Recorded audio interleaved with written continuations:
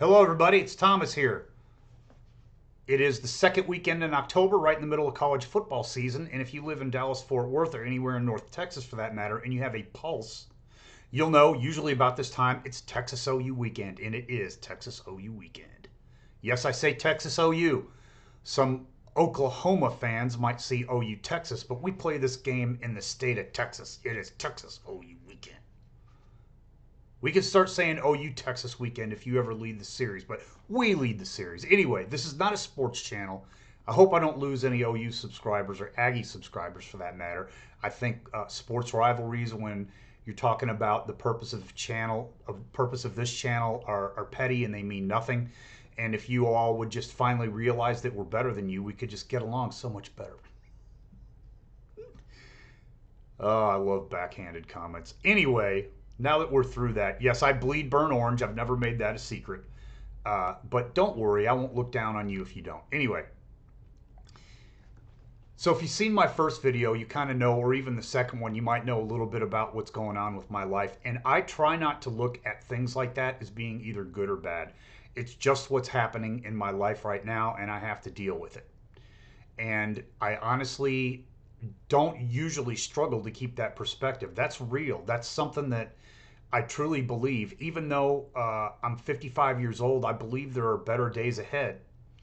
I've always thought that. No matter where I was in life, I believe that there are better days ahead. I believe that there's a way for me to come out on top, and I just have to go find it.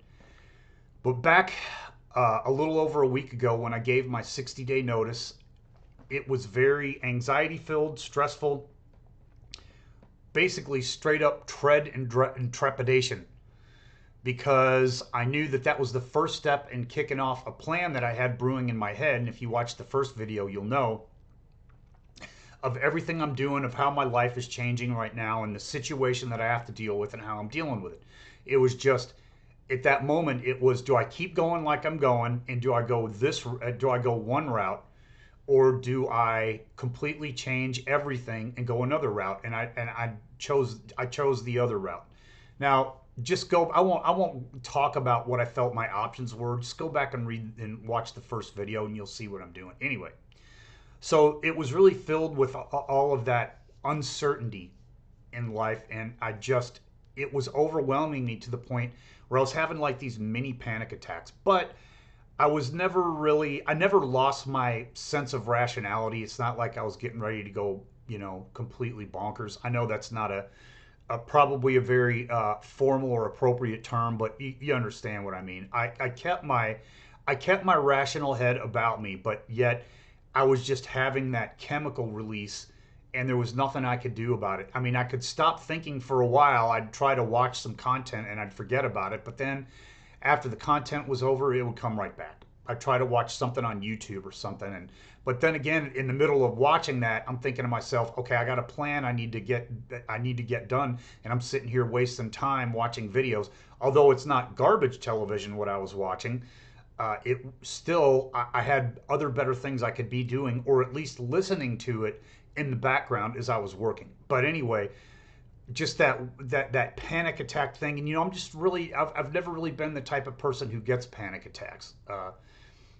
Very seldom in my life have I gotten them, but I was getting them just because it was so anxiety filled, and I haven't had one since. But I have a little rule, getting around to the point of the video, that whenever I'm in a frame of mind like that, or in any sort of a state of difficulty, no matter what it's over, if it's bad news, if it's a situation like I described, if it's something I haven't been through in 2.5 decades, heartbreak, if it's something like that, no matter what it is, when I'm having a hard time, I do not go out and ply myself with chemicals, whether they're legal or illegal. I don't do that. Now, I know some of you might have a different way of dealing things than I do, but I'm not judging. I'm not here to judge anybody. You have to do what's best for you. I do what's best for me. I personally think that it's best for me to go through the anxiety and the pain and the trepidation and just all of the insecurity of uncertainty to come out on the other side. And I've always had sort of a philosophy in life that one of the biggest relievers of all of that, my screen went to sleep. One of the biggest relievers you can do in the middle of all of that, in that melee, that storm of thoughts going through your head, this thing won't focus. Hope I'm in focus. Is to come up with a plan. Make a plan and stick to it. Because when you make the plan, you rationally feel better for a minute, and then you forget about it for a minute, and then you slip back into that worry and all of that dread, and then I remember the plan and I come back out of it.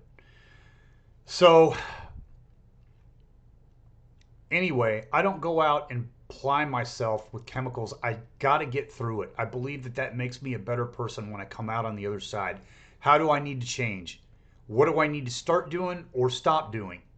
How do I need to engage people? How do I need to go about things like an adult? How do I make this work? How do I deal with it? And I don't look at what's happening to me in life as either good or bad. I don't. It's just happening. It's in front of me and I have to deal with it. And I'm not saying that sometimes it doesn't get rough or life is easy. To me, life is one big anxiety trip. It's one big stress management, anger management, anxiety management trip. And if you're sitting around waiting for yourself to never find things to never be exposed to things that anger you or cause you anxiety or stress, you're going to be awfully lonely and you're going to miss the point of life, really, in my opinion. So I just feel that plying myself with chemicals is, for me, missing the point of the lesson there is to be learned. And maybe you can ply yourself with chemicals and find that lesson and do the things you need to do. Good for you. If that's the way that you deal with it and that's the way that you do things best, okay, fine, whatever. But anyway, so I went out and I broke my rule and I got a couple of those oil can beers. I won't mention the brand, but they were on sale, 2 for $6.